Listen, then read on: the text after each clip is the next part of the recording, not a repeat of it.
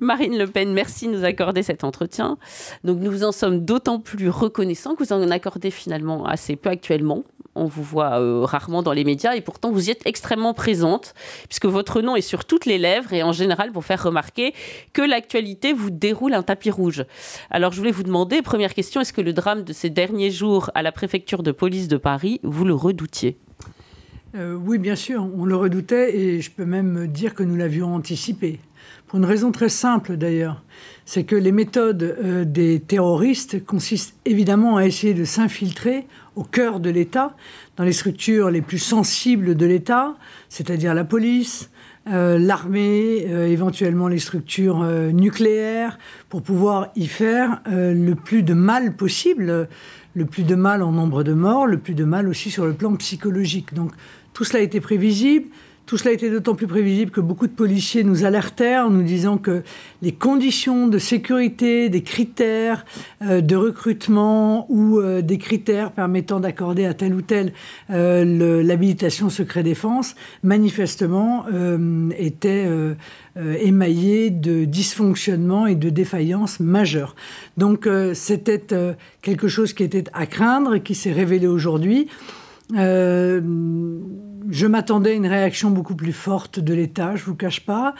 Les mots ont été sans concession lors de l'hommage rendu aux 4 policiers, hommage auquel j'étais présente, mais aucun acte n'a suivi. Ça fait une différence fondamentale avec la manière dont le gouvernement britannique avait réagi après les attentats qui avaient frappé Londres. Alors, un certain nombre de politiques demandent la démission de Castaner. Vous êtes de ceux-là, vous êtes même au premier rang d'entre eux. Mais finalement, on se rend compte que ces dysfonctionnements, pour reprendre ce terme pudique, datent de plusieurs années. Alors, est-ce qu'il est finalement le seul à incriminer ? Non, bien sûr que non. Mais si on part du principe qu'il n'y a plus aucune responsabilité chez les ministres, alors il n'y a plus d'État.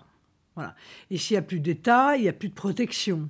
Et il n'y a plus rien, c'est le chaos, l'anarchie, et plus rien ne tient debout. Moi, je crois qu'un ministre doit être responsable. Et j'ai entendu le Premier ministre dire d'ailleurs qu'il assumait la responsabilité de tout cela, ce à quoi j'ai évidemment répondu que dans ces conditions, il fallait que lui-même démissionne. Parce que si dire devant la représentation nationale, j'assume l'ensemble de la responsabilité, ça consiste en réalité à laisser penser, circuler, il n'y a rien à voir, ou à copier Emmanuel Macron quand il dit venez me chercher, je vous attends, en quelque sorte, sachant qu'il n'a rien à risquer. C'est inadmissible en démocratie. Donc il n'est pas le seul, M. Castaner, à avoir des responsabilités. Bien sûr, toutes les responsabilités doivent être recherchées, mais il est le chef. Et il est un chef dont les troupes sont aujourd'hui désemparées, des troupes dont je pense que plus un seul membre n'a confiance en lui, ce qui pose quand même un vrai problème de fonctionnement. Alors vous seriez à la place de Christophe Castaner ou a fortiori d'Emmanuel Macron, quelles seraient les premières mesures d'urgence que vous prendriez en cette situation ? Alors, je crois que c'est effectivement au niveau d'Emmanuel Macron que le problème se pose, car le ministre de l'Intérieur ne peut rien faire sans l'accord du président de la République, ou contre son gré.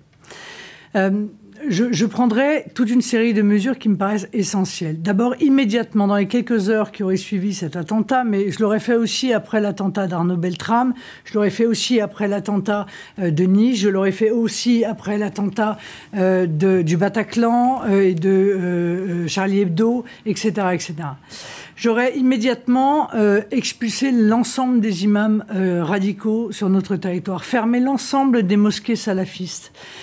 J'aurais demandé un audit complet de toutes les associations qui sont aujourd'hui les vecteurs du prosélytisme islamiste sur notre territoire.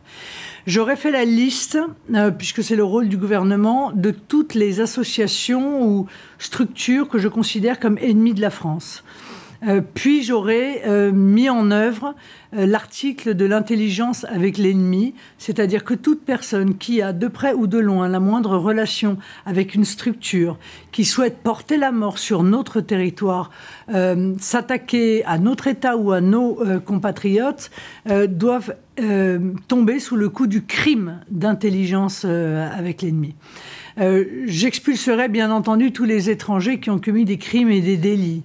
J'arrêterai tout de suite l'immigration, parce que je pense que l'immigration anarchique telle qu'elle existe est le terreau du communautarisme, et que le communautarisme est le terreau du fondamentalisme islamiste. Donc il y a beaucoup de choses à faire, et on sait ce qu'il faut faire. Mais pour cela, il faut du courage. Or, ce qui manque fondamentalement à tous les gouvernements qui se sont succédés depuis des décennies maintenant dans ce domaine, c'est du courage. Le débat sur l'immigration vient de commencer. Le principe même de ce débat est-il pour vous une satisfaction? Et pensez-vous qu'il peut porter des fruits ou à minima libérer la parole? Alors ce débat a commencé et puis c'est déjà terminé, je vous le signale, puisqu'il n'a duré que 4 petites heures, en accordant que 5 minutes arrachées grâce à la générosité d'un de nos collègues pour le premier parti de France, qui est le Rassemblement national, qui fait de la dénonciation de l'immigration anarchique un point central de son programme depuis près de 40 ans. Bon. Il n'y a pas de courage à faire de l'électoralisme. Et il n'en a pas ni plus ni moins fait que n'en a fait avant lui François Hollande ou Nicolas Sarkozy, avec les résultats d'ailleurs que l'on connaît, c'est-à-dire des résultats somme toute peu convaincants. Il n'y aura rien, il ne se passera rien en matière d'immigration. Je l'ai dit à la tribune de l'Assemblée, j'ai dit au Premier ministre que je n'avais absolument aucune confiance en lui pour régler le problème de l'immigration. Et objectivement, on se donne rendez-vous dans quelques semaines ou dans quelques mois et on s'apercevra qu'une nouvelle fois, nous avons eu raison sur ce sujet. Alors, l'autre actualité du week-end, ça a été la manif Marchons Enfants anti-PMA, donc pour toutes, anti-PMA pour toutes, qui a créé malgré tout la surprise, puisque elle a montré une remobilisation pour un public que l'on croyait peut-être usé par le combat, et donc une mobilisation qu'on imaginait émoussée. Alors, vous êtes vous-même opposé à cette loi bioéthique, mais vous n'y étiez pas et vous n'avez pas voté contre le premier article de cette loi. Pourquoi ? Non, je n'ai pas manifesté pour une raison qui est toujours la même. D'ailleurs, je n'ai pas manifesté contre le mariage pour tous, je n'ai pas manifesté contre la PMA. Je pense que ça n'est pas le rôle d'un dirigeant politique et notamment d'un président de parti que d'être dans la rue pour manifester. Notre rôle, c'est d'organiser et d'expliquer les raisons pour lesquelles nous y sommes opposés, et notamment quand on en a la possibilité au sein de l'Assemblée nationale où nous sommes élus. C'est ce que j'ai fait, je crois, de la manière la plus claire et la plus simple possible, là encore, à la tribune, dans les 5 petites minutes qui m'étaient accordées. Je n'étais pas présente, effectivement, le soir du vote. Il faut savoir qu'il est extrêmement difficile de prévoir à l'avance quand ce vote aura lieu, et donc j'étais prise par d'autres obligations, mais ça n'est que l'article 1er. La loi sera votée mardi prochain, et je voterai contre la loi parce que je considère que, encore une fois, qu'elle est assise sur un mensonge d'État et qu'on ne peut pas mentir à un enfant. Ça va tout à fait à l'encontre de son intérêt. Alors, un certain nombre de féministes portent cette loi, comme Marlène Schiappa. Quel regard portez-vous sur ce féminisme institutionnel qui, paradoxalement, n'est guère amène avec vous, alors que s'il y a une femme qui, en France, peut prétendre un jour accéder à la magistrature suprême, ce qui serait une grande victoire féministe, a priori, c'est vous. Le jugez-vous utile, malgré tous ses défauts, notamment lorsqu'il s'attelle à combattre les féminicides? Bon, tout ça démontre, si vous voulez, les mauvaises manières qui me sont faites, alors qu'effectivement, somme toute, le fait que je sois, je crois de mémoire, aujourd'hui, la seule chef de parti, de grand parti politique qui soit une femme, que j'ai été candidate à la présidentielle. Mais deuxième, c'est Ségolène Royal, c'est ça? Oui, candidate à la présidentielle, mais chef de parti, non, il y en a très peu, et pourtant on me fait peu de grâce, il faut quand même le dire, ce qui prouve qu'en réalité, il y a derrière une idéologie qui n'a strictement rien à voir avec la défense des femmes. Bon. Maintenant, oui, bien sûr qu'il y ait une lumière qui est mise sur les brutalités qui sont faites aux femmes, les violences qui sont faites aux femmes. Je ne peux qu'être d'accord avec cela. Je voudrais qu'on soit exhaustif sur ce sujet. Or, je note que dès que nous dénonçons la montée en puissance du fondamentalisme islamiste, qui transforme les femmes en objets, qui les brutalise dans leur liberté individuelle, dans leur conscience individuelle, je note qu'il n'y a plus personne. C'est un sujet qui ne mobilise pas les féministes traditionnelles. Quant au féminicide, je pense que ce sont des... En fait, ce terme de féminicide me gêne, pour une raison simple, c'est que je pense qu'un assassinat est un assassinat. Et c'est l'avocate qui vous parle. L'assassinat commis par le conjoint fait déjà l'objet dans le code pénal d'une circonstance aggravante, et je trouve que c'est tout à fait normal.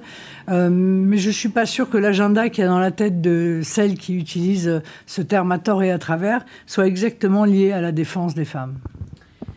Alors, sur le front social, on trouve aussi le dossier des retraites. Vous êtes fondamentalement en désaccord avec Emmanuel Macron qui propose de rallonger l'âge de la retraite, ou en tout cas la durée de cotisation, parce que c'est vrai qu'il y a un certain nombre de tergiversations autour des termes employés.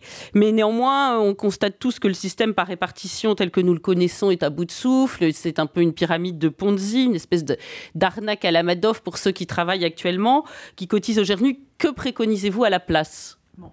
D'abord, je ne suis pas en désaccord avec Emmanuel Macron seulement sur l'allongement de la durée.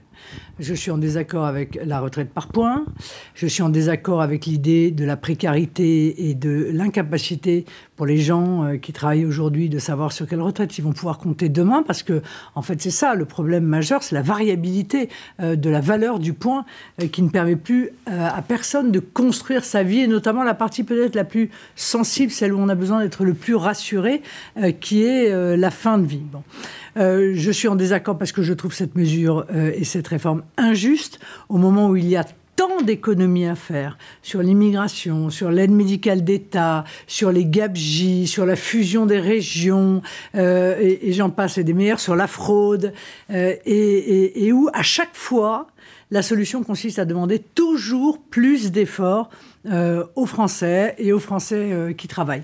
Donc je suis effectivement en désaccord profondément sur ce sujet avec Emmanuel Macron. Quant à cette pyramide de Ponzi dont vous parlez, non, la réalité c'est qu'on se refuse à voir une chose simple, c'est que le système par répartition est probablement un des meilleurs et un des plus justes systèmes qui existent. Plus juste en tout cas que le système qui consiste à envoyer les gens cotiser auprès de fonds de pension américains qui peuvent se casser la binette du jour au lendemain en les laissant sur la paille SDF sur la fin de leur jour. Mais encore faut-il qu'il y ait deux conditions essentielles. La natalité d'un côté et l'emploi de l'autre. Ce sont les deux mamelles de notre système de retraite. Or, rien n'est fait pour la natalité dans notre pays. Bien au contraire, les attaques contre la famille n'ont pas cessé, et notamment se sont accélérées sous François Hollande et sous Emmanuel Macron. Mais de surcroît, rien n'est fait, bien entendu, pour créer de l'emploi dans notre pays et lutter contre ce chômage de masse qui est le clou dans le cercueil de notre système de retraite. Alors, avant que l'attentat de la préfecture de police vienne écraser l'actualité, les salles de rédaction bruissaient de l'affaire Éric Zemmour et de la convention de la droite. Qu'avez-vous pensé de cette convention ? Est-ce que le clivage droite-gauche vous paraît encore pertinent ? Et dans le cas contraire, où se situe la ligne de fracture entre mondialistes et populistes, libéraux et illibéraux, conservateurs et libéraux libertaires ? Et vous-même, où vous situez-vous ? Écoutez, ça fait plus de 17 ans maintenant que je théorise la disparition de ce clivage gauche-droite. Je l'ai fait dans le cadre d'une association que j'ai dirigée il y a donc bien longtemps, en 2002. Je ne crois plus à cette différenciation pour une raison simple, c'est que j'ai vu des gens de gauche et des gens de droite être élus successivement, les uns après les autres, et même parfois les uns avec les autres, et mettre en œuvre exactement la même politique, qui en fait est une politique mondialiste. Donc je crois beaucoup plus aux clivages mondialistes nationaux.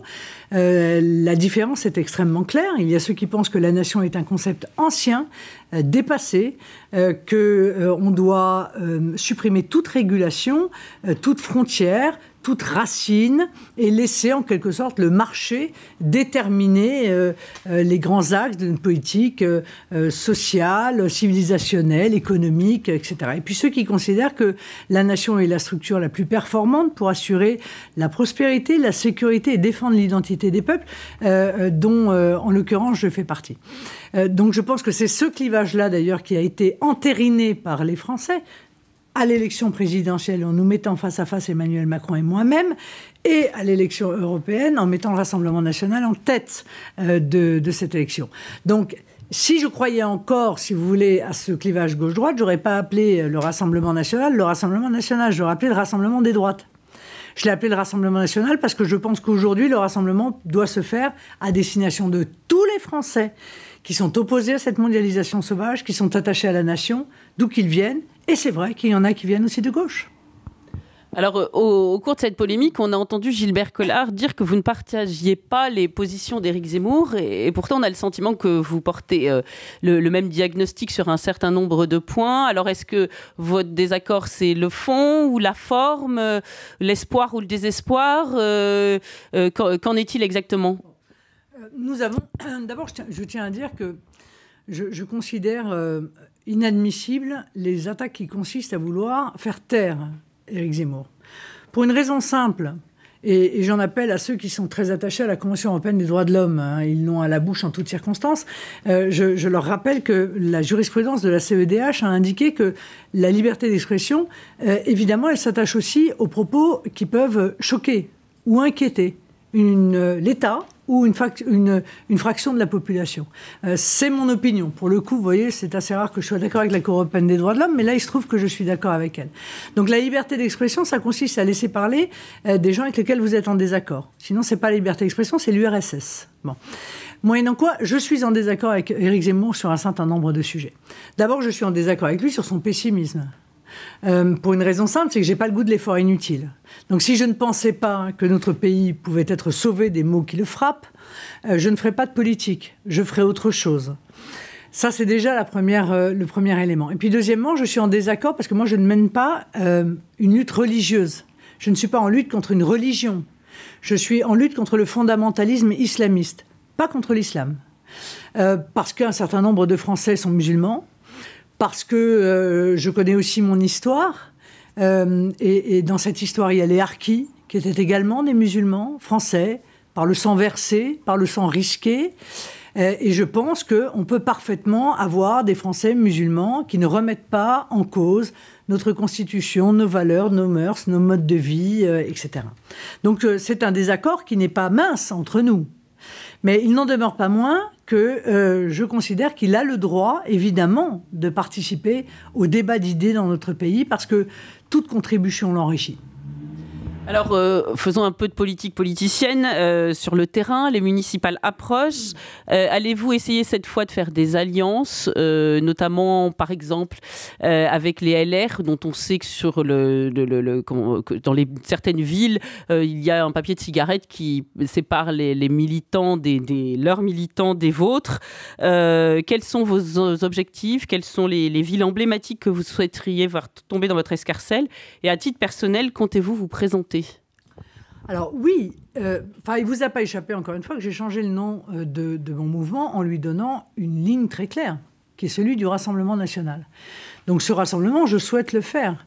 Je l'ai impulsé évidemment aux élections européennes d'abord, où nous avons accueilli Thierry Mariani, vous vous en souvenez, Jean-Paul Garot, Hervé Juvin, qui venaient de la société civile, et les deux premiers venaient de la droite populaire. Ils en étaient d'ailleurs les fondateurs. Mais pas seulement, au municipal également. À Paris, nous soutenons la candidature de M. Federbusch, qui est un élu de droite, hein, et que nous allons soutenir, nous, le Rassemblement national, dans sa candidature à Paris. C'est d'ailleurs très symbolique que ça se passe dans la capitale. Mais il y a toute une série d'autres endroits. M. de la Chênaie, à Carpentras, qui mène une liste apolitique, qui est soutenue par le Rassemblement national. Il nous a demandé notre soutien et nous l'avons bien entendu accordé. Et toute une série d'autres endroits où nous acceptons bien sûr cette idée de rassemblement, pour peu que ceux qui nous demandent notre soutien partagent évidemment des éléments essentiels de notre projet municipal. Alors, on peut envisager ces municipales élections enracinées, s'il en est, sans évoquer les gilets jaunes et la France périphérique. Là aussi, j'ai la même question. Quelles seraient les mesures d'urgence à prendre, selon vous, pour sauver ces villes moyennes, et notamment rurales, avec ces agriculteurs qui sont en grande difficulté, qu'on a vu encore manifester hier?